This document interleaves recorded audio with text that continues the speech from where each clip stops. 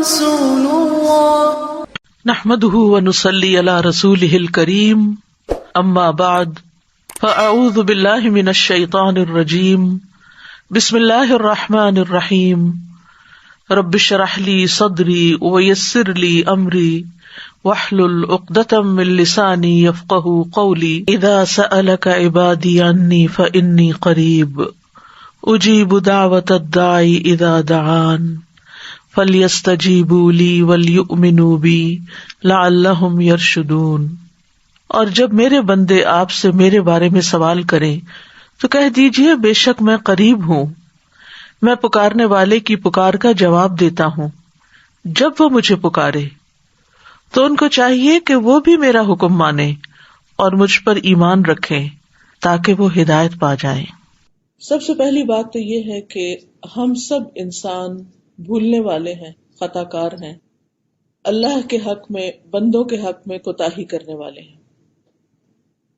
اس لیے ہم میں سے ہر ایک کے لیے بہت ضروری ہے کہ ہم اپنے آپ کو بہتر بنانے کے لیے اور اپنی غلطیوں کو معاف کرانے کے لیے اللہ سبحانہ تعالیٰ کی طرف رجوع کریں۔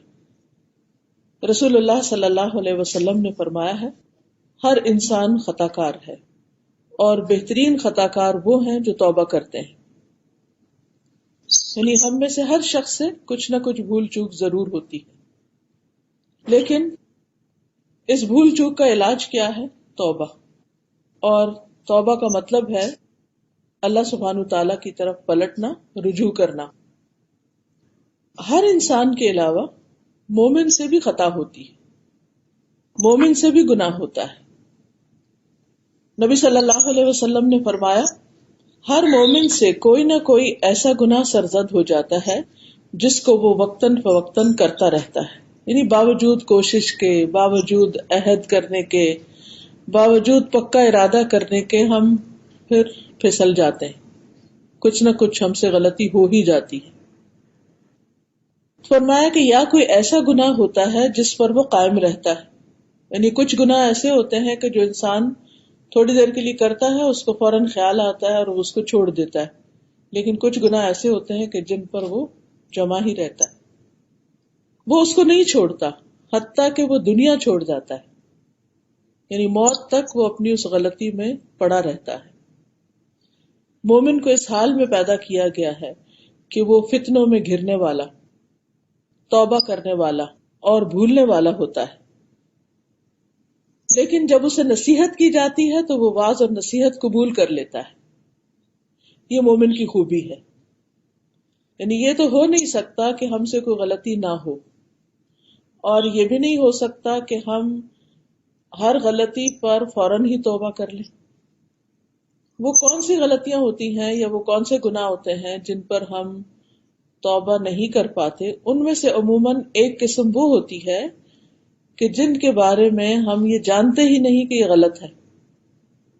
ہم اپنی گزشتہ زندگی کے بارے میں جانتے ہیں کہ بہت ساری چیزیں ہم ایسی کرتے رہے جن کو ہم نے غلط نہیں سمجھا کیونکہ ہم اندھیرے میں تھے، لیکن جس وقت ہمیں روشنی ملی، قرآن کی روشنی، سنت کی روشنی، تو ہمیں اپنی غلطیوں کا پتہ چلنے لگا، اور جہاں جہاں ہم نے دیکھا کہ ہم کوئی چیز درست نہیں کر رہے یا پھر درست تو کر رہے مگر اعلیٰ درجے کی نہیں کر رہے، تو ہم نے اپنے اندر اس کے لیے امپرومنٹ لانے اور اس کو بہتر کرنے کی کوشش کی، اور اپنی غلطیوں سے چھٹکارا پانے کی بھی، یا کم از کم یہ ضرور ہوا کہ ہمیں ان غلطیوں پر ندامت اور شرمندگی ہونے لگی۔ تو مومن کا حال یہی ہوتا ہے کہ اس سے غلطی تو ہوتی ہے، لیکن وہ غلطی کو مان جاتا ہے، اس کو پہچان جاتا ہے، اور پھر وہ اس کی اصلاح کی کوشش کرتا ہے، اور یہ اس کے ایمان کے درجے کے مطابق ہوتا ہے۔ جس کا ایمان جتنا زیادہ ہوتا ہے اس کے اندر یہ احساس، یعنی اپنی غلطی پر ندامت اور شرمندگی کا احساس اتنا ہی زیادہ ہوتا ہے، اور جس کے اندر ایمان کم ہوتا ہے اس کے اندر وہ سیلف ریئلائزیشن اور اپنی غلطی کی پہچان اور پھر اس کے اوپر ندامت اور اس کو دور کرنے کے لیے ارادہ اور کوشش وہ بھی کم ہی ہوتی ہے۔ تو گناہ کے بعد مومن اور غیر مومن کے درمیان واضح فرق ہوتا ہے.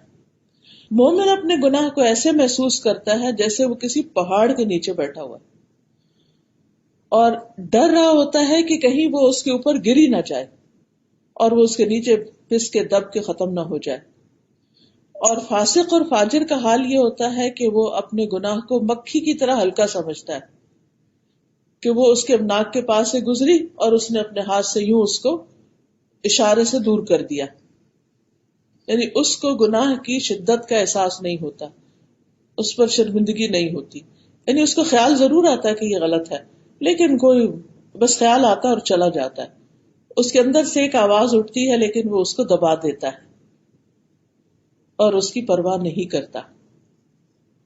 لیکن مومن پریشان ہوتا ہے اور وہ توبہ کرنے کی طرف لپکتا ہے، کیونکہ اس کو یہ معلوم ہے کہ اس کا ایک رب ہے جو گناہوں کو معاف کرتا ہے، اور اسے غلطی کرنے کے بعد جو شرمندگی اور ندامت اور ایک گلٹ ہوتی ہے اسے دور کرنے کے لیے وہ مدد چاہتا ہے، وہ اپنے رب کی طرف رجوع کرتا ہے اور پھر وہ اس سے چھٹکارا پاتا ہے تاکہ وہ اس دنیا میں بھی سکون کی زندگی بسر کر سکے اور آخرت میں بھی اطمینان پائے.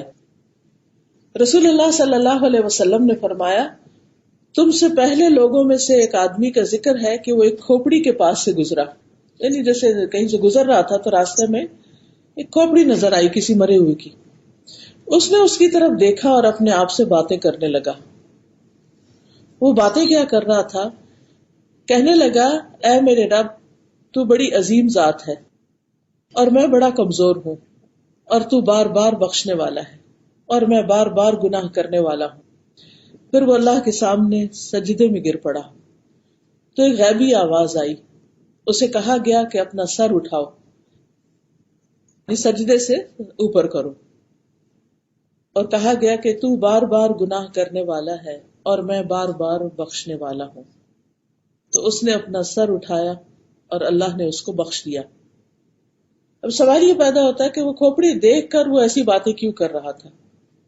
ہم سب جانتے ہیں کہ ہم جتنا بھی غافل رہیں، موت کو بھولے رہیں، لیکن اگر قبرستان کے پاس سے گزر ہو تو سوال ہی پیدا نہیں ہوتا کہ ہمیں اپنی موت یاد نہ آئے، اپنا مرنا یاد نہ آئے اور اپنی قبر یاد نہ آئے. اسی طرح اگر کسی کی میت پر جائیں تو وہاں بھی لازماً اس کو دیکھ کر، میت کو دیکھ کر یا کفن کو دیکھ کر یا اور اسی طرح کی چیزیں جو ہے متعلقہ اس کو دیکھ کر ضرور یاد آتی ہے اپنی موت. اگر ریئل میں نہ بھی دیکھے، کوئی ویڈیو کلپ دیکھ لے یا کوئی ایسا میسج پڑھ لے جس میں موت کا ذکر ہو تو خیال آتا ہے. اسی طرح اس شخص کے اوپر یہ کیفیت کیوں طاری ہوئی اس کھوپڑی کو دیکھ کر؟ آپ نے ویسے بھی دیکھا ہوگا کہ کھوپڑی کی تو اگر تصویر بھی دیکھ لی جائے تو ایک ہیبت آتی، ایک خوف سا آتا ہے نا، کیونکہ ساری سکن اتر چکی ہوتی، آنکھیں نہیں ہوتی، ہونٹ نہیں ہوتے، کوئی کچھ نہیں ہوتا، تو وہ ایک ڈراؤنی سی چیز ہوتی. تو ایسی چیزیں انسان کے دل کو نرم کرتی ہیں، اس کو اپنی موت یاد دلاتی. اور انسان جب ایسی کیفیت میں اپنے رب کی طرف رجوع کرتا ہے تو وہ بڑا سچا رجوع کرتا ہے، اس کے دل کے اوپر ایک خاص قسم کی کیفیت گزرتی ہے اور وہ اندر سے پگھل جاتا ہے اور پھر وہ حقیقی معنوں میں اپنے رب کو پکارتا ہے. اس شخص کا بھی حال یہی تھا اور یہ ندامت کے مارے اپنے گناہوں کو دیکھتے ہوئے شرمندگی کے مارے گر پڑا اور سجدے میں پڑ گیا اور پھر اللہ سے باتیں کرنے لگا. تو اللہ سبحانہ تعالیٰ نے اس کے اس عمل کی وجہ سے اس کو بخش دیا. تو اس سے یہ بات پتہ چلتی ہے کہ انسان تو گناہ گار ہے ہی، لیکن رب بہت غفار ہے، بہت زیادہ بخشنے والا ہے. اس لیے انسان سے چھوٹا گناہ ہو یا بڑا گناہ ہو، کبھی بھی اسے مایوس نہیں ہونا چاہیے اور اپنے رب کی طرف رجوع کرتے رہنا چاہیے، تاکہ دنیا سے جب انسان جائے تو بالکل پاک صاف ہو کر جائے.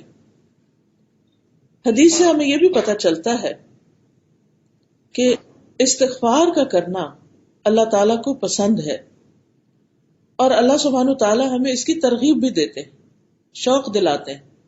ابو ہریرہ رضی اللہ عنہ سے مروی ہے کہ رسول اللہ صلی اللہ علیہ وسلم نے فرمایا، اس ذات کی قسم جس کے قبضے میں میری جان ہے، اگر تم گناہ نہ کرتے تو اللہ تمہیں لے جاتا اور ایسی قوم لے آتا جو گناہ کرتے پھر اللہ سے مغفرت طلب کرتے تو اللہ تعالیٰ انہیں معاف کر دیتا.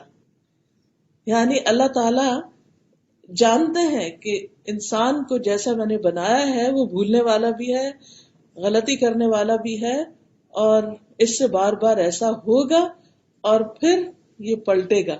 تو غلطی تو ہوگی، انسان راستہ بھولے گا، لیکن کہتے ہیں نا صبح کا بھولا شام کو گھر آ جائے تو اس کو بھولا نہیں کہتے. تو تائب من الذنب کمن لا ذنب لہ. انسان جب راہ چھوڑنے کے بعد، بھولنے کے بعد واپس اللہ کی طرف آتا ہے تو یہ جو واپسی ہے اللہ کی طرف، لوٹ آنا ہے اللہ کی طرف، یہ اللہ تعالیٰ کو بہت زیادہ محبوب ہے، بہت زیادہ پسند ہے. اس کا یہ مطلب نہیں کہ ہم گناہ کریں کیونکہ اللہ تعالیٰ چاہتے ہیں کہ ہم گناہ کریں اور پھر توبہ کریں، نہیں، ہم نہ بھی چاہیں تو بھی ہم سے گناہ ہوں گے. ایسا نہیں ہوتا کہ ہم گناہ کرنا چاہتے ہیں ضروری تو تبھی گناہ ہوتا ہے. ہم نہیں بھی کرنا چاہتے تو ہم سے بعض اوقات ایسی مجبوری آ جاتی ہے کہ انسان پھسل ہی جاتا ہے، کچھ نہ کچھ اس کے اوپر ایسی چیز آ ہی جاتی ہے اور پھر وہ اپنے رب کی طرف رجوع کرتا ہے. بعض اوقات وہ کسی بھول میں ہوتا ہے، غفلت میں ہوتا ہے، بعض اوقات جہالت میں ہوتا ہے، بعض اوقات اس کا ماحول ایسا ہوتا ہے، بعض اوقات جاننے کے باوجود وہ چیزیں بھول جاتا ہے. تو یہ ساری چیزیں پھر انسان کو احساس ہونے پر اللہ سبحانہ وتعالیٰ کی طرف مائل کرتی ہیں. اور کسی انسان کا یہ کہنا کہ I was wrong، میں غلط تھا، یہ میری غلطی ہے، یہ ایک بڑا مشکل کام ہوتا ہے. اور انسان جب اپنی اس مشکل پہ قابو پا لیتا ہے، اپنی غلطی کو مان لیتا ہے، تو یہ جو ماننا ہے اس کی وجہ سے پھر وہ اللہ تعالیٰ کے قریب ہو جاتا ہے. قرآن مجید میں اللہ تعالیٰ فرماتے ہیں افلا یتوبون الی اللہ ویستغفرونہ، کیا وہ اللہ کے حضور توبہ نہیں کریں گے اور اس سے بخشش نہیں مانگیں گے. واللہ غفور الرحیم، حالانکہ اللہ بخشنے والا اور رحم کرنے والا ہے. یعنی اللہ سبحانہ تعالیٰ اس بات کی دعوت دیتے ہیں کہ آؤ اور مجھ سے بخشش طلب کرو. ہم جتنے بھی انبیاء علیہ السلام ہیں ان کی زندگیوں کو دیکھتے ہیں تو ہمیں یہ نظر آتا ہے کہ وہ تمام انسانیت کے اعلیٰ درجے پر ہوتے ہوئے، عام انسانوں سے، مومنوں سے بلند مقام رکھتے ہوئے بھی اپنے رب کی طرف رجوع کرتے ہیں اور ہر موقع پر رجوع کرتے ہیں. ہم سب جانتے ہیں کہ آدم علیہ السلام جو ہم سب کے باپ ہیں، ان سے جب بھول ہوئی تھی تو انہوں نے کیا کیا؟ انہوں نے فَتَلَقَّى آدَمُ مِن رَبِّهِ كَلِمَاتٍ فَتَابَ عَلَيْهِ إِنَّهُ هُوَ التَّوَّابُ الرَّحِيمُ. آدم علیہ السلام نے اپنے رب ہی سے کلمات سیکھے اور اللہ سے استغفار کی تو اللہ تعالیٰ ان کی طرف متوجہ ہوئے اور ان کو معاف کر دیا. اس میں انہوں نے کیا کہا؟ ربنا ظلمنا انفسنا وَإِن لَّمْ تَغْفِرْ لَنَا وَتَرْحَمْنَا لَنَكُونَنَّ مِنَ الْخَاسِرِينَ. تو اللہ سبحانہ تعالیٰ نے ان کی بخشش فرما دی، اللہ ان سے راضی ہو گیا. اس کے بعد ہم دیکھتے ہیں ابراہیم علیہ السلام کو جو اللہ کے دوست تھے. قرآن مجید میں آتا ہے وَاتَّخَذَ اللَّهُ إِبْرَاهِيمَ خَلِيلًا، اللہ تعالیٰ نے ابراہیم علیہ السلام کو اپنا دوست بنایا. اللہ کو کسی دوست کی ضرورت نہیں، لیکن یہ ان کو عزت بخشی ان کی قربانیوں کی وجہ سے، اور ان کو دوست کہا اور خلیل کہا. اتنا بڑا آنر ملنے کے باوجود بھی. اور پھر ایک اور جگہ پر آتا ہے انی جاعلک للناس اماما، میں تجھے سب لوگوں کا امام بنانے والا ہوں. اسی طرح کچھ اور انعامات بھی ابراہیم علیہ السلام پر ہوئے، ان کی دعائیں قبول ہوئیں. لیکن ان کی عاجزی اور انکساری کا حال دیکھیے کہ کس طرح وہ اپنے رب سے استغفار کرتے ہیں اور توبہ کرتے ہیں. وہ کہتے ہیں والذی اطمع ان یغفر لی خطیئتی یوم الدین، وہ ذات جس سے میں توقع رکھتا ہوں کہ قیامت کے دن میری خطائیں معاف کر دے گا. یعنی انہیں بھی اپنی خطاؤں کا احساس ہے. حالانکہ انبیاء علیہ السلام کے ساتھ تو اللہ کا وعدہ ہے ان کی بخشش کا، لیکن اس کے باوجود انہیں اس بات کا احساس ہے. اس سے یہ بھی سمجھ میں آتا ہے کہ جس انسان کے اندر جتنا ایمان ہوگا، جتنی روشنی ہوگی، جتنی اویئرنیس ہوگی، جتنا تقوی ہوگا، اتنی ہی زیادہ اس کو اپنی بخشش کی فکر بھی ہوگی. اسی طرح ہم موسیٰ علیہ السلام کے بارے میں دیکھتے ہیں. موسیٰ علیہ السلام کا آپ دیکھیے کہ سب سے زیادہ قرآن مجید میں ذکر ہوتا ہے. کوئی پارہ ایسا نہیں جس میں موسیٰ علیہ السلام کا ذکر نہ ہو. اور ویسے بھی آپ جانتے ہیں کہ آسمان پر ابراہیم علیہ السلام 7ویں آسمان پر ہے، تو موسیٰ علیہ السلام 6 آسمان پر، یعنی اللہ کے معزز ترین بندوں میں سے ہے موسیٰ علیہ السلام. لیکن وہ بھی کس طرح اپنی غلطی کا اعتراف کرتے ہیں. قال رب انی ظلمت نفسی فاغفر لی فغفر له انہ هو الغفور الرحیم. اے میرے رب، بلا شبہ میں نے اپنے آپ پر ظلم کیا، تو مجھے معاف کر دے. تو اللہ سبحانہ وتعالیٰ نے ان کو بخش دیا، ان کو معاف کر دیا. بے شک وہ بڑا بخشنے والا، رحم فرمانے والا ہے. یونس علیہ السلام سے جب خطا ہوئی، اپنی قوم کو چھوڑ کر چلے گئے، تو مچھلی نے ان کو نگل لیا. وہاں جا کر انہوں نے کیا کہا؟ لا الہ الا انت سبحانک انی کنت من الظالمین. تو اللہ سبحانہ تعالیٰ نے ان پر رحم فرما دیا. وَنَجَّيْنَاهُ مِنَ الْغَمِّ وَكَذَلِكَ نُنْجِي الْمُؤْمِنِينَ. ہم نے ان کو غم سے نجات دی اور مومنوں کو بھی ایسے ہی دیتے ہیں. اسی طرح داؤد علیہ السلام کے بارے میں آتا ہے سورہ صاد میں، وَظَنَّ دَاوُودُ أَنَّمَا فَتَنَّاهُ فَاسْتَغْفَرَ رَبَّهُ وَخَرَّ رَاكِعًا وَأَنَابَ. داؤد علیہ السلام کو اس بات کا خیال آیا کہ دراصل ہم نے ان کی آزمائش کی ہے، تو انہوں نے اپنے رب سے معافی مانگ لی اور وہ رکوع میں گر گئے. خر راکعا واناب، اور اللہ کی طرف انہوں نے رجوع کر لیا. اسی طرح ہم یہ دیکھتے ہیں کہ جتنے بھی پیغمبر ہیں یہ اپنی قوموں کو بھی استغفار کی ترغیب دیتے ہیں. نوح علیہ السلام اپنی قوم سے کہتے ہیں فَقُلْتُ اسْتَغْفِرُوا رَبَّكُمْ إِنَّهُ كَانَ غَفَّارًا، کہ اپنے پروردگار سے، اپنے رب سے معافی مانگ لو، بے شک وہ بڑا معاف کرنے والا ہے. ہود علیہ السلام نے کہا وَيَا قَوْمِ اسْتَغْفِرُوا رَبَّكُمْ ثُمَّ تُوبُوا إِلَيْهِ، اے میری قوم اپنے پروردگار سے معافی مانگو پھر اسی کے آگے توبہ کرو. شعیب علیہ السلام نے کہا وَاسْتَغْفِرُوا رَبَّكُمْ ثُمَّ تُوبُوا إِلَيْهِ، اپنے رب سے معافی مانگو اور اس کے آگے توبہ کرو. اللہ سبحانہ وتعالیٰ نے نبی صلی اللہ علیہ وسلم کو بھی استغفار کا حکم دیا.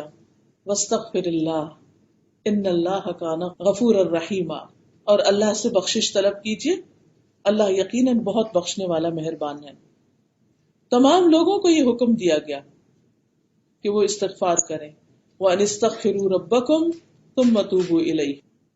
پھر اسی طرح ایمان والوں کی خاص صفت ہے کہ وہ استغفار کثرت سے کرتے ہیں.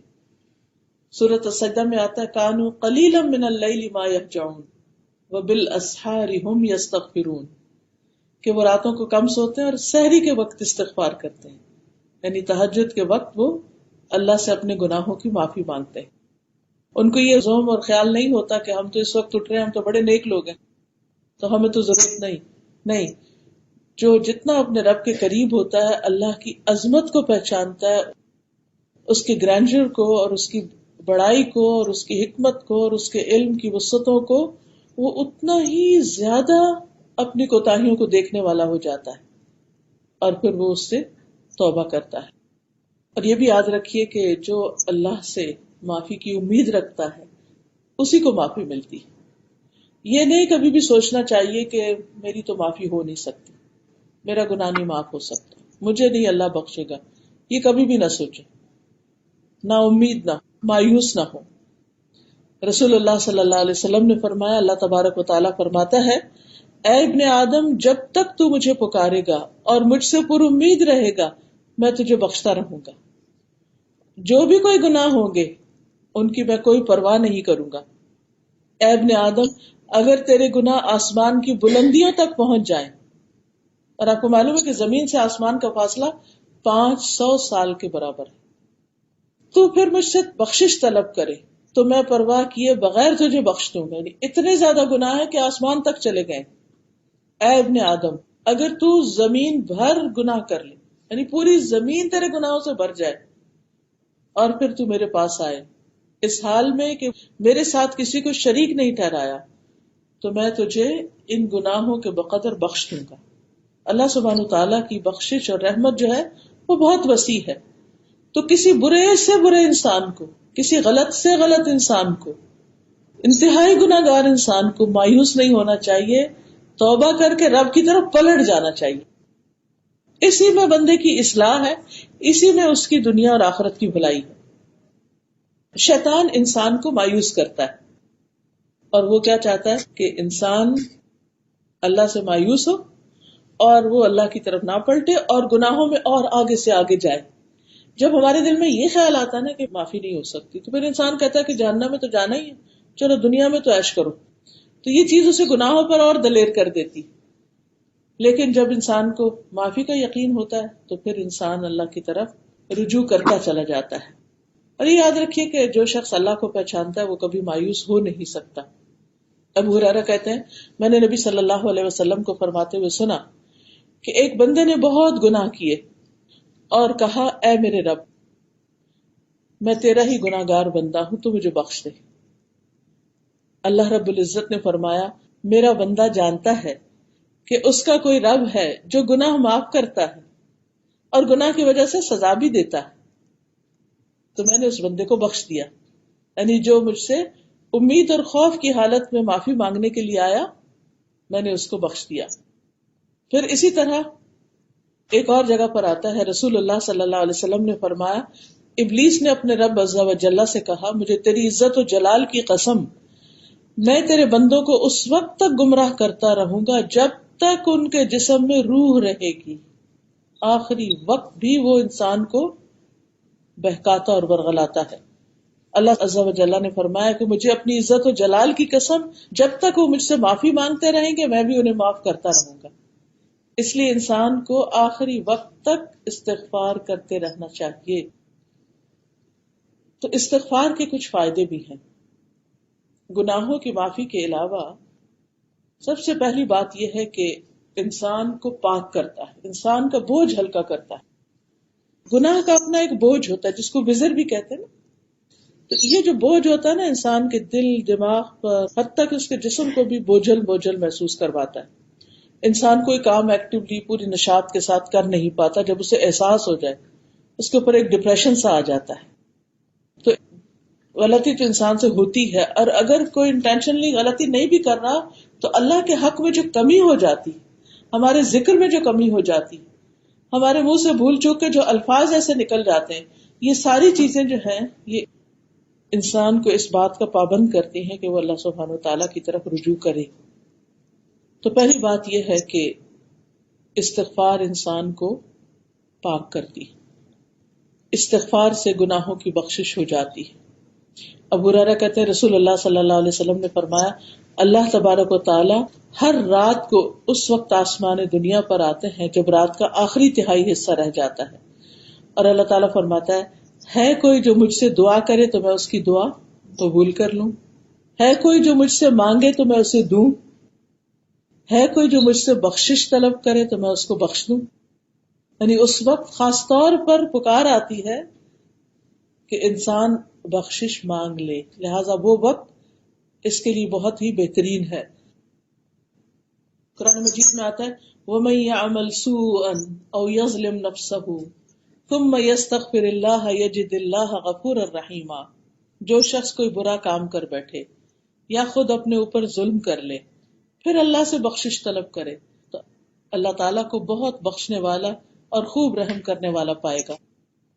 مومنوں کے بارے میں آتا ہے والذین اذا فعلوا فاحشة او ظلموا انفسهم ذکروا اللہ فاستغفروا لذنوبهم ومن یغفر الذنوب الا اللہ ولم یصروا علی ما فعلوا وهم یعلمون. ایسے لوگوں سے جب کوئی برا کام ہو جاتا ہے یا وہ اپنے آپ پر کچھ ظلم کر بیٹھتے ہیں تو انہیں فوراً اللہ یاد آ جاتا ہے اور وہ اپنے گناہوں کی معافی مانگنے لگتے ہیں. اور اللہ کے سوا کون ہے جو گناہ معاف کر سکے؟ اور وہ جانتے بوجھتے ہوئے اپنے گناہوں پر اصرار نہیں کرتے. یعنی جو ہی انہیں خیال آتا کہ میں نے غلط کیا تو فوراً اللہ کی طرف پلٹ آتے ہیں. دیر اینڈ دین، کسی وقت انتظار بھی نہیں کرتے. اور یہ وعدہ تو سب سے انسان کے لیے خوشی کا وعدہ ہے کہ التائب من الذنب کمن لا ذنب لہ، کہ گناہ سے توبہ کرنے والا ایسا ہے جیسے اس نے کبھی گناہ کیا ہی نہ ہو. دوسری بات یہ کہ استغفار جو وہ دلوں کی صفائی کا باعث بنتا ہے. انسان جب گناہ کرتا ہے تو دل پہ ایک سیاہ دھبا پڑتا ہے، پھر توبہ کر لے تو آئندہ کے لیے وہ اس سے باز ہو جاتا ہے، یعنی کہ اس سے ہٹ بھی جاتا ہے. اور استغفار کر لیتا ہے تو اس کا دل پھر سے چمک اٹھتا ہے۔ جب ہم بندوں کے ساتھ بھی کچھ زیادتی کرتے ہیں، کسی کو ہرٹ کر دیتے ہیں، کسی کو کچھ کہہ دیتے ہیں، تو پھر جب ہم ان سے معافی مانگ لیتے ہیں یا ان کے لیے معافی مانگ لیتے ہیں اللہ سے اور اپنے لیے، کیونکہ کچھ گناہ ایسے ہوتے ہیں کہ جب تک بندے معاف نہ کریں تو معاف ہو نہیں سکتے۔ لیکن اب مشکل یہ ہے کہ بندوں سے معافی مانگنا بعض اوقات بڑا مشکل ہو جاتا ہے۔ مثلا کسی کی غیبت کر لی یا کسی کے ساتھ کوئی ایسی زیادتی کر لی اور آپ اسے جا کے کہیں کہ تم مجھے معاف کر دو، میں تمہاری بہت غیبت کی، تو آپ دیکھیے کہ اگر وہ پہلے معاف کرنے والے بھی تو پکا ہی ہو جائے گا کہ اچھا تم نے میرے ساتھ یہ کیا، تو مشکل بات۔ تو ایسے میں انسان بجائے اس کے کہ وہ اس سے جا کے ذکر کر کے ایک اور فتنہ کھڑا کرے، تو بہتر یہ ہے کہ اس کے لیے بھی اللہ سے معافی مانگے کہ یا اللہ میں نے جو اس کے حق میں کمی کوتاہی کی ہے، اس کے عوض اس کے گناہوں کو معاف کر دے۔ تو اس سے انسان کے دل کا بوجھ ہٹ جاتا ہے، ورنہ گناہ ہمیشہ انسان کے لیے شرمندگی اور ندامت اور بوجھ کا سبب بنتا ہے۔ دوسرا فائدہ یہ ہے کہ انسان کو دنیا کی بھی برکتیں ملتی ہیں، گناہوں کا بوجھ تو ہٹتا ہے، دل صاف ہوتے ہیں، چمکتے ہیں، پاکیزگی کا ذریعہ بنتا ہے۔ یعنی جس طرح انسان نہا دھو کر جسم کو صاف کرتا ہے، اسی طرح استغفار کر کے اپنے باطن کو صاف کرتا ہے، اور اس کے ساتھ ساتھ یہ کہ دنیا کی برکتیں اس پر نازل ہونے لگتی ہیں۔ قرآن مجید سورۃ النمل میں آتا ہے لولا تستغفرون اللہ لعلکم ترحمون، تم اللہ سے بخشش کیوں نہیں طلب کرتے تاکہ تم پر رحم کیا جائے۔ اسی طرح اللہ تعالیٰ کی محبت ملتی ہے، ان اللہ یحب التوابین ویحب المتطہرین، بے شک اللہ خوب توبہ کرنے والوں سے محبت کرتا ہے اور پاک صاف رہنے والوں سے بھی محبت کرتا ہے۔ تو یہ تطہر جو ہے یہ جسمانی صفائی ہے، یعنی کہ انسان کی اپنے زائد بالوں سے صفائی، میل کچیل سے صفائی، ناخنوں وغیرہ کی، اور ہر طرح کی، دانتوں کی، یعنی اپنے کپڑوں کی، اپنے گھر کی، لباس کی، جگہ کی، یہ صفائی جو ہے یہ تطہر ہے، یہ ظاہری صفائی ہے۔ اور توبہ جو ہے یہ انسان کے باطن کی صفائی ہے۔ تو جو یہ دونوں طرح کی صفائی اختیار کرے، ظاہری اور باطنی، ایسے لوگ اللہ تعالیٰ کے محبوب ہوتے ہیں۔ اسی طرح انسان کو کامیابیاں بھی ملتی ہیں، یعنی اگر کسی بھی پروجیکٹ میں، کسی بھی کام میں انسان کو نقصان ہو رہا ہے، پیچھے جا رہا ہے، تو اس کو چاہیے کہ خاص طور پر استغفار کرے۔ اللہ تعالیٰ فرماتے ہیں وَتُوبُوا إِلَى اللَّهِ جَمِيعًا أَيُّهَا الْمُؤْمِنُونَ لَعَلَّكُمْ تُفْلِحُونَ، تم سب اللہ کے حضور توبہ کرو اے مومنو تاکہ تم فلاح پاؤ، کامیاب ہو جاؤ۔ یعنی جہاں بھی انسان کو کوئی ناکامی ہو رہی ہے، کہیں وہ پیچھے رہ رہا ہے، کوئی مشکل آ رہی ہے، تو وہیں پر استغفار شروع کر دے۔ پھر اللہ کا وعدہ ہے کہ اللہ تعالیٰ ایسے بندوں کو، استغفار کرنے والوں کو دنیا کا بھی اچھا سامان عطا کرے گا۔ سورۃ ہود آیت 3 میں آتا ہے وَأَنِ اسْتَغْفِرُوا رَبَّكُمْ ثُمَّ تُوبُوا إِلَيْهِ يُمَتِّعْكُمْ مَتَاعًا حَسَنًا إِلَىٰ أَجَلٍ مُّسَمًّى وَيُؤْتِ كُلَّ ذِي فَضْلٍ فَضْلَهُ، اور یہ کہ تم لوگ اپنے رب سے اپنے گناہ معاف کراؤ، پھر اس کی طرف متوجہ رہو، تو تمہیں ایک مقرر وقت تک اچھا سامان زندگی دے گا۔ یہ سامان زندگی اس دنیا کا سامان، یعنی اگرچہ ہماری نظر آخرت پر ہونی چاہیے، لیکن دنیا میں رہنے کے لیے بھی انسان کو سامان دنیا چاہیے ہوتا ہے، اور اگر وہ صحیح ہو، درست ہو، تو اس سے زندگی آسان ہو جاتی ہے، اور اگر وہ نہ ہو تو انسان محتاج ہوتا ہے اور اس کے بہت سے کام رک جاتے ہیں۔ فرمایا یمتعکم متاعا حسنا الی اجل مسمی ویؤتی کل ذی فضل فضلہ، اور ہر زیادہ عمل کرنے والے کو زیادہ ثواب دے گا۔ ذی فضل سے مراد یہاں وہ لوگ جو زیادہ سے زیادہ اللہ کو راضی کرتے ہیں، اچھے اچھے کام کرتے ہیں، تو ان کا اجر اور زیادہ بڑھا دے گا۔ پھر اسی طرح رزق، مال اور اولاد میں برکتیں اور اس میں اضافہ۔ ہر دوسرا بندہ ان میں سے کسی نہ کسی چیز کے لیے پریشان ہے، یا تو رزق کے لیے یا رزق حلال کے لیے، اسی طرح اولاد کے لیے، اولاد نہیں ہے تب پریشانی، اولاد ہے تو اس کی تربیت کی پریشانی۔ پھر اسی طرح جو لوگ کھیتی باڑی وغیرہ کرتے ہیں اور اس طرح کے زراعت کے پیشے سے منسلک ہیں، تو انہیں اس اعتبار سے باغوں وغیرہ کی۔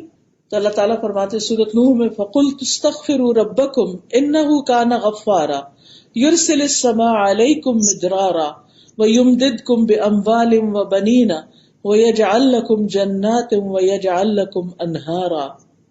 تو میں نے کہا اپنے رب سے معافی مانگ لو، یقیناً ہمیشہ سے بہت معاف کرنے والا ہے، وہ تم پر بہت برستی ہوئی بارش اتارے گا، اور وہ مالوں اور بیٹوں کے ساتھ تمہاری مدد کرے گا، اور تمہیں باغات عطا کرے گا، تمہارے لیے نہریں جاری کر دے گا، یعنی خوب وافر مقدار میں پانی بھی ملے گا۔ تو دنیاوی نعمتیں بھی، یعنی پانی ہوگا تو فصلیں اگیں گی تو مال آئے گا، اور ویسے بھی مال اور اولاد، یعنی ہر طرح کی گروتھ اور نشو نما اور بہتری اور بھلائی انسان کو نصیب ہوگی۔ تو اس لیے انسان کو شعوری طور پر استغفار کرنا چاہیے۔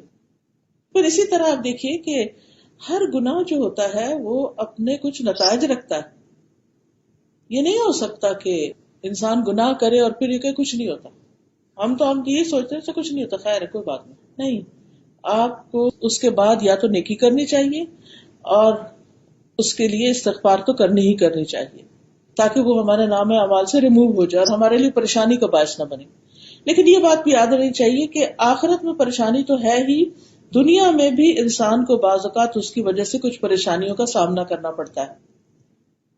تو اس کے لیے انسان کو استغفار کرتے رہنا چاہیے تاکہ اللہ کا عذاب جو ہے وہ ٹل جائے اور وہ نہ آئے۔ اب اس میں آپ دیکھیے کہ گناہ ایسے ہی ہے جیسے مثلا ہم یہ کہیں کہ دبئی میں جون کا مہینہ آئے گا لیکن گرمی نہیں ہوگی۔ یہ کیسے ہو سکتا ہے؟ جون کا مہینہ آئے، جولائی آئے اور گرمی نہ آئے۔ اسی طرح یہ کیسے ہو سکتا ہے کہ انسان گناہ کرے اور اس سے اپنے لیے جہنم کی آگ بھڑکائے اور کہے کہ نہیں کچھ نہیں فرق پڑتا؟ نہیں، گناہ سے فرق تو ضرور پڑتا ہے، یعنی اس کے اپنے کانسیکوینسز ہیں ہی ہیں، ان سے بچنے کے لیے استغفار کی ضرورت ہے ہمیں۔ اب دیکھیں آندھی چلے تو یہ کیسے ہو سکتا ہے کہ انسان کو اس کی مٹی کا اثر نہ ہو اور گھر کی صفائی کی ضرورت نہ ہو یا انسان کو خود نہانے دھونے کی ضرورت نہ ہو؟ یہ تو نہیں ہو سکتا۔ تو پھر اسی طرح ہم سے جو گناہ ہو تو اس سے بچنے کے لیے اور ان کے برے نتائج سے بچنے کے لیے وَنَعُوذُ بِاللَّهِ مِن شُرُورِ أَنفُسِنَا وَمِن سَيِّئَاتِ أَعْمَالِنَا، کہ ہمارے اعمال کی جو برائیاں ان کے شر سے بچنے کے لیے ہم اپنے آپ کو اللہ کی پناہ میں دیتے ہیں، اللہ کی طرف رجوع کرتے ہیں اور استغفار کرتے ہیں۔ پھر اسی طرح یہ ہے کہ بعض بیماریوں کا علاج بھی استغفار میں ہے۔ اچھا، یہ جو عذاب سے بچنے کے بارے میں آتا ہے تو حدیث میں آتا ہے انسان جب تک اللہ عز و جل سے استغفار کرتا ہے اس وقت تک اللہ کے عذاب سے محفوظ رہتا ہے، عذاب نہیں آتا۔ قرآن مجید میں بھی آتا ہے نا وَمَا كَانَ اللَّهُ لِيُعَذِّبَهُمْ وَأَنْتَ فِيهِمْ وَمَا كَانَ اللَّهُ مُعَذِّبَهُمْ وَهُمْ يَسْتَغْفِرُونَ، اللہ انہیں عذاب دینے والا نہیں جب تک وہ استغفار کرتے رہیں گے۔ یہ مشرکین کے بارے میں آیا کہ اللہ ان کو بھی عذاب نہیں دے گا اگر وہ استغفار کریں گے، یعنی ان کو تباہ نہیں کیا جائے گا۔ اسی پر ہم سب اپنے آپ کو بھی دیکھ لیں۔ پھر اسی طرح بیماریوں کا علاج، قتادہ کہتے ہیں کہ یہ قرآن تمہیں تمہاری بیماری اور علاج بتاتا ہے۔ گناہ بیماری ہے اور استغفار ان کا علاج ہے۔ بیماریاں دو طرح کی ہوتی ہیں نا، ایک جسمانی بیماریاں ہوتی ہیں اور ایک روحانی بیماریاں ہوتی ہیں، اور آج آپ دیکھیں دنیا میں جسمانی بیماریوں کی نسبت ذہنی، نفسیاتی اور روحانی بیماریاں کہیں زیادہ ہیں۔ ہر دوسرے گھر میں جادو کا مسئلہ ہے، ہر تیسرے شخص کو نظر کا مسئلہ ہے، کہیں کوئی شر ہے، کہیں کوئی فساد ہے، اور آپ دیکھیں کہ لوگ ٹیسٹ پہ ٹیسٹ کرواتے جاتے ہیں لیکن کوئی بیماری ڈائگنوز نہیں ہوتی بعض اوقات، اور جب ہوتی نہیں کوئی علاج ہی نہیں ہوتا۔ تو یہ کون سی بیماریاں ہیں؟ یہ عام طور پر اپنے ہی غفلت اور گناہوں کی بیماریاں ہوتی، اور ان سے نجات کے لیے ضروری ہے کہ انسان اللہ کی طرف رجوع کرے۔ آپ دیکھیں کہ جنات کی وجہ سے، جنات یا شیاطین کو ہمارے اوپر حملہ آور ہونے کا موقع کب ملتا ہے؟ جب ہم اللہ کے ذکر سے، اپنی عبادت سے، طہارت سے غافل ہوتے ہیں تو وہ اٹیک کر دیتے ہیں۔ تو اس کا علاج کیا ہے کہ انسان پھر اللہ سے توبہ کرے، استغفار کرے اور اپنی عبادت زیادہ کر دے۔ یہ جو علاج بتاتے ہیں نا، اتنا دفعہ یہ وظیفہ پڑھ لو، یہ دعا پڑھ لو، یہ منزل پڑھ، یہ بھی دراصل کیا ہے کہ ایکسٹرا عبادت کرو۔ وہ ایکسٹرا عبادت کمپنسیٹ کرتی ہے اس کمی کو جو ہم پہلے کر چکے ہوتے ہیں۔ اسی طرح استغفار خاص طور پر سینے کی گھٹن اور تنگی دور کرتا ہے۔ ابن قیم کہتے ہیں کہ سینے کی گھٹن کے اسباب میں سے سب سے بڑا سبب اللہ سے اعراض کرنا ہے، منہ موڑنا ہے۔ اللہ کی طرف توجہ نہ کرنا، دل کو اللہ کے سوا کسی اور کے ساتھ جوڑ لینا، اور اللہ کے ذکر سے غفلت کرنا ہے۔ تو جب انسان اللہ کا ذکر کرنے لگتا ہے، استغفار کرنے لگتا ہے، تو تنگی دور ہو جاتی۔ اور وہ کہتے ہیں کہ ہمیشہ دل سے سچا استغفار نکلتا رہتا ہے اور دل کی تندرستی اور سلامتی کو لوٹا دیتا ہے۔ یعنی کبھی آپ کو محسوس ایسا ہوتا ہے نا کہ انسان کے اندر ایک خاص اطمینان اور سکون ہوتا ہے، پھر کوئی وقت ہوتا ہے کہ انسان کو بے چینی سی شروع ہو جاتی ہے، تو انسان کہتا ہے اللہ میری وہ کیفیت واپس آئے، یہ ہوا کیا، میں نے کیا کیا، کوئی گناہ ہی ہوا، یہ کوئی غلط کام ہوا، یہ کچھ نہ کچھ کمی ہوئی ہے۔ تو پھر انسان کیا کرتا ہے، توبہ کرنے لگتا ہے، استغفار کرنے لگتا ہے، تو اس کی وہ کیفیت واپس آ جاتی ہے۔ پھر اسی طرح جو توبہ کرتے ہیں، استغفار کرتے ہیں، انہیں فرشتوں کی دعائیں ملتی۔ نماز کے بعد جب انسان مصلی پہ بیٹھا ہوتا ہے تو جب تک اس کا وضو رہتا ہے اور ذکر کرتا ہے، اللہ تعالیٰ اس کے گناہ معاف کرتے ہیں، فرشتے اس کے لیے دعائیں کرتے ہیں۔ اسی طرح جو فرشتے عرش اٹھائے ہوئے ہیں وہ بھی ایمان والوں کے لیے دعائیں کرتے ہیں۔ وَيَسْتَغْفِرُونَ لِلَّذِينَ آمَنُوا رَبَّنَا وَسِعْتَ كُلَّ شَيْءٍ رَحْمَةً وَعِلْمًا فَاغْفِرْ لِلَّذِينَ تَابُوا، اللہ ان لوگوں کو بخش دے جو توبہ کرتے ہیں، وَاتَّبَعُوا سَبِيلَكَ، اور وہ تیرے راستے پر چلتے ہیں۔ پھر اسی طرح کچھ آخرت کے فائدے۔ جس شخص کے نامہ اعمال میں بہت استغفار ہوگا وہ اپنا نامہ اعمال دیکھ کے خوش ہو جائے گا۔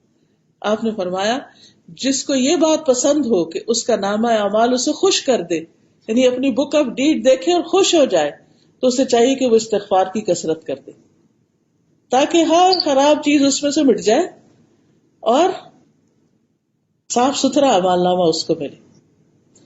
پھر اسی طرح جنت میں داخلے کا ذریعہ ہے، یا ایھا الذین آمنوا توبوا الی اللہ توبۃ نصوحا عسیٰ ربکم ان یکفر عنکم سیئاتکم ویدخلکم جنات تجری من تحتها الانہار۔ اے ایمان والو، اللہ سے توبہ کرو، خالص توبہ، تمہارا رب قریب ہے کہ تم سے تمہاری برائیاں دور کر دے اور تمہیں ایسے باغوں میں داخل کرے جن کے نیچے نہریں بہتی ہیں۔ اسی طرح جہنم سے بچنے کا ذریعہ ہے۔ رسول اللہ صلی اللہ علیہ وسلم نے فرمایا اے عورتوں کے گروہ، صدقہ کرتی رہا کرو اور کثرت سے استغفار کرو، کیونکہ میں نے دوزخ میں جانے والوں میں سے زیادہ تر عورتوں کو دیکھا ہے۔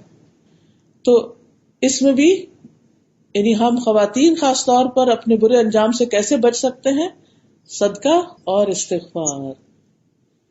اور استغفار جو ہے وہ یہ نہیں کہ کوئی خاص کسی وقت پر ہی کیا جائے تو کیا جائے، نہیں، جب غلطی ہو، احساس ہو، دیر اینڈ دن کر لیا جائے۔ دن میں کسی بھی وقت کیا جا سکتا ہے۔ نبی صلی اللہ علیہ وسلم ایک دن میں 70 سے زیادہ بار استغفار کرتے تھے، ایک اور روایت میں 100 کا لفظ آتا ہے۔ پھر اسی طرح ہم دیکھتے ہیں کہ جب ہمارے دن رات کے کام ہوتے ہیں اس میں کئی دفعہ ہم استغفار کرتے ہیں، جیسے نماز شروع کرتے ہیں اور اس میں جو دعائیں ہیں اس میں بھی استغفار کا ذکر آتا ہے، رکوع میں استغفار آتا ہے، اللہم اغفر لی ذنبی کلہ دقہ و جلہ اولہ و آخرہ علانیتہ و سرہ۔ دو سجدوں کے بیچ میں نبی صلی اللہ علیہ وسلم پڑھتے تھے رب اغفر لی رب اغفر لی، پھر اسی طرح اللہم اغفر لی وارحمنی واہدنی وعافنی۔ پھر تشہد میں، پھر سلام پھیرنے کے بعد، سلام سے پہلے کی جو دعا رب انی ظلمت نفسی، پھر کسی مجلس میں بیٹھ کر استغفار کرنا، پھر نیکی کے کاموں کے بعد بھی، جیسے نماز کے بعد ہم کیا کرتے، سلام پھیر کر استغفر اللہ استغفر اللہ استغفر اللہ۔ پھر اسی طرح یہ ہے کہ کچھ کام ایسے کہ جن کو کرنے سے انسان کے گناہ معاف ہوتے ہیں، مثلا اسلام قبول کرنا، نو مسلم کے سارے پچھلے گناہ معاف ہو جاتے ہیں، اچھی طرح وضو کرنا، فرض نماز کی ادائیگی، جمعہ کی نماز کی ادائیگی، تہجد کی ادائیگی، توبہ کی نماز پڑھنا خاص طور پر، عمرہ کرنا، حج کرنا، حجر اسود اور رکن یمانی کو چھونا، صدقہ کرنا، مجالس ذکر میں شرکت، اچھی مجلسوں میں شرکت۔